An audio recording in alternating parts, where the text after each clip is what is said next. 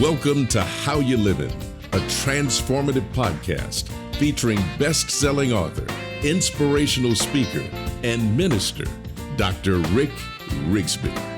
And now, Dr. Rick.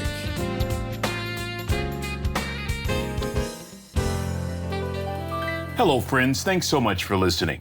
I want to discuss the importance of consistency and how consistency can enhance our lives in every way. I grew up watching parents who were consistent. It didn't matter how they felt. It didn't matter whether they had money or not. It didn't matter what time of day it was or what day of week it was. If they said they were going to do something, they did what they said. And with consistency, they really worked to change the future of everyone in our family. Consistency impacts. Consistency impacts. Let me give you a working definition. This courtesy of Merriam-Webster's dictionary. Consistency, regularity, study conformity, free from variation or contradiction. Wow. If you think this definition is powerful, just imagine applying consistency for a sustained period every single day. For you see, practicing consistency instills discipline. It makes us focus. We become more aware of what we have to do to get where we need to go. It can be tough to let go of old habits. However, if we want to improve things and achieve personal growth, we must be consistent in everything we do. I believe that consistency is key to any successful endeavor. The momentum generated, the focus required, pushes us toward reaching our goals. Consultant Grant Cardone issues this challenge. Listen to this. He says, create small wins every day. Those small wins may not seem like a big deal at the time. However, collectively, they motivate us to achieve bigger things. Sound familiar? You may recall that this is the exact theme for the best-selling book by retired Navy Admiral William McRaven titled Make Your Bed. He argued that accomplishing little things consistently can be life-changing. For decades, Brian Tracy has been a global leader in the field of executive coaching, training, and motivation. Here's what Tracy had to say about consistency. Quote, dependable, steady, predictable work is always vastly superior to spurts or flashes of brilliance. The person who is like the tortoise, old steady Eddie, is always the person who tends to be more successful than the one who flashes here and flashes there and simply cannot be counted on in the long run, end quote. Wow. I want to read that first sentence again. Dependable, steady, predictable work is always vastly superior to spurts. Tracy talks about the law of accumulation. Listen to this, quote, even though you do thousands of things that you don't see, eventually they do accumulate and gather a force of their own. That every great accomplishment in life, Tracy said, is the result of thousands of minor accomplishments that no one else sees, end quote. Friends, consistency takes a lot of self-control, a lot of discipline. But here's the payoff. You will live your life at a completely different level than most. Let me explain. When we learn to do something with consistency, we discover strengths within ourselves, perhaps strengths that we never even knew we had.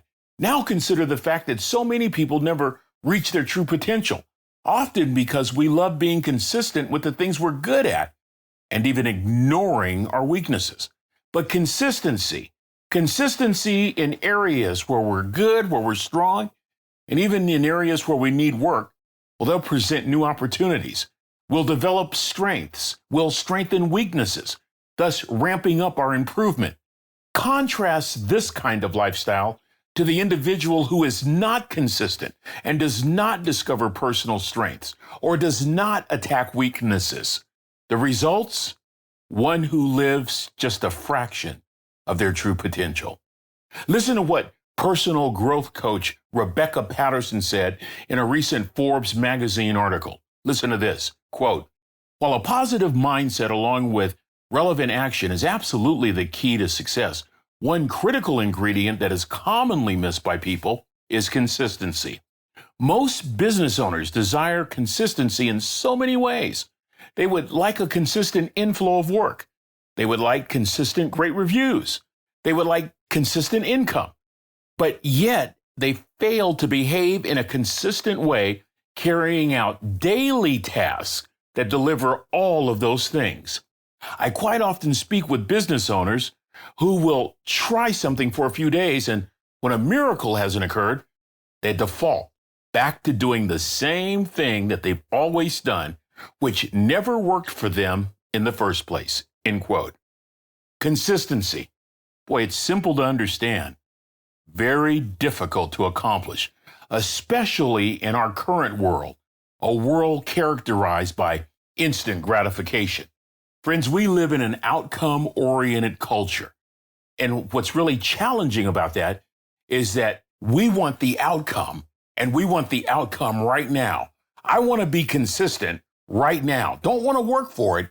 I want consistency, and I want it right now. Here's the problem. Consistency by its very nature is not outcome-oriented. It's process-oriented, a long process, a process so long that many quit before seeing any results.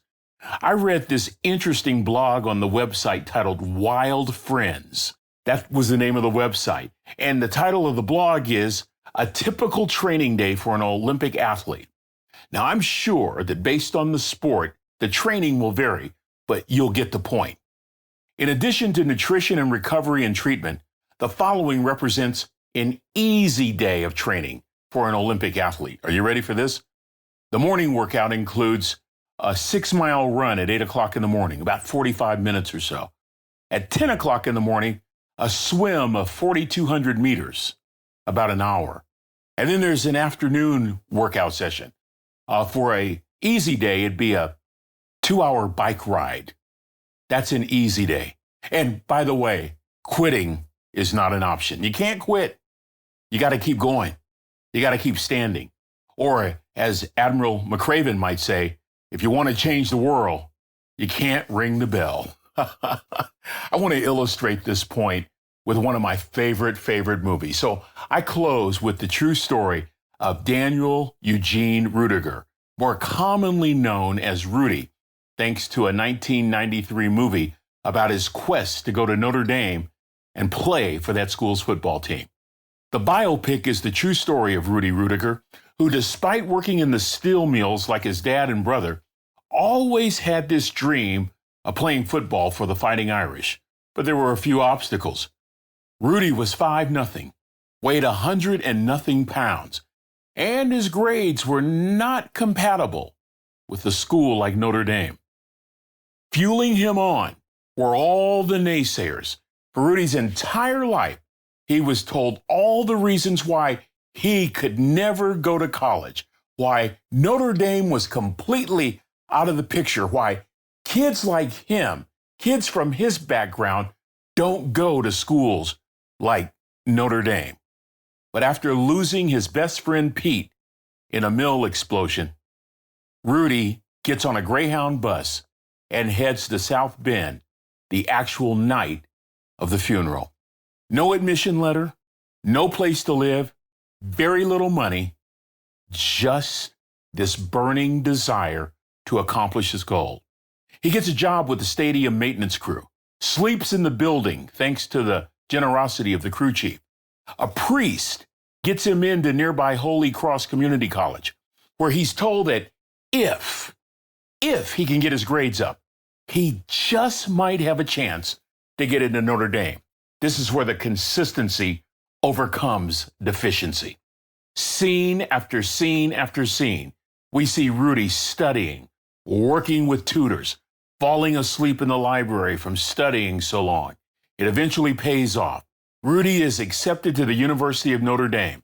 Friends, it gets better. Rudy hears about tryouts for the football team. Only a few will be selected from these open tryouts, and they will only play on the practice team, otherwise known as the scout team.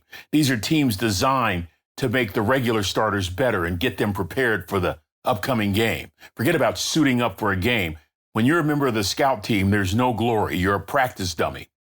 Rudy's consistency, however, goes to a completely different level. The movie portrays that Rudy would get beat up, practice after practice. I mean beat up, broken, bruised, bloodied, bandaged, and then live to practice another day. He took this abuse day after day, week after week, the entire football season, but he won the respect of both players and even a few coaches, eventually resulting in Rudy suiting up for the very last game of his last year. As a matter of fact, he went in for 2 plays, and in dramatic Hollywood fashion, on the last play of the game, Rudy sacks the quarterback and is carried off the field. The credits read that since 1975, no other Notre Dame player has been carried off the field at the time of the film's release. That was in 1993. The final credit states that Daniel Eugene Rudy Ruettiger graduated from the University of Notre Dame in 1976, and 5 of his younger brothers went on to earn college degrees as well. Now, the film has been the subject of much debate. What's true? What's Hollywood fiction? However, we do know this to be true. Consistency got Rudy to Holy Cross. Consistency got Rudy to Notre Dame. Consistency got Rudy to the scout team. Consistency got Rudy carried off the field. And consistency impacted 5 of his brothers. Friends, just imagine what consistency can do for you. Well, that's going to do it for this episode. Until we meet again, this is Dr. Rick, asking the most important question I can ask. How you living? Are you ready to make an impact in your world right now? Do you want to stop existing and start living your best life right now? Dr. Rick wants to give you the first chapter of his best-selling book, Lessons from a Third Grade Dropout, absolutely free.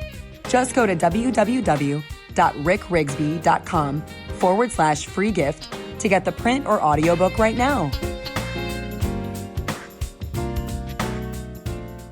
This is thepodcastfactory.com.